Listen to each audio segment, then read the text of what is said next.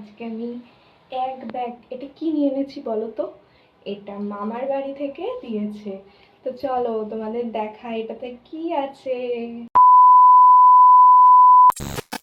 আমার মামা হঠাৎ করে কি নিয়ে এলো, দেখো এক ব্যাগ আম দিয়েছে। কত আম দেখো।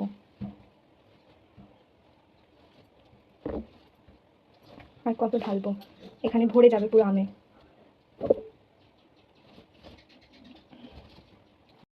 আমি তোমাদের একটু আমগুলো ঢেলে দেখাই। তো দেখো এতগুলো আম দিয়েছিল, আর এর মধ্যে আমার বরমশাই যেহেতু কাঁচা আম খায়, মানে পাকা আম খেতে অতটাও পছন্দ করে না, ওই কারণে কাঁচা আমও দিয়ে দিয়েছিল। এই দেখো বোটা সমেত আম ছিঁড়ে নিয়ে চলে এসেছে। তো আজকের ব্লগটা এখানেই শেষ করলাম। ভালো থেকো, টাটা।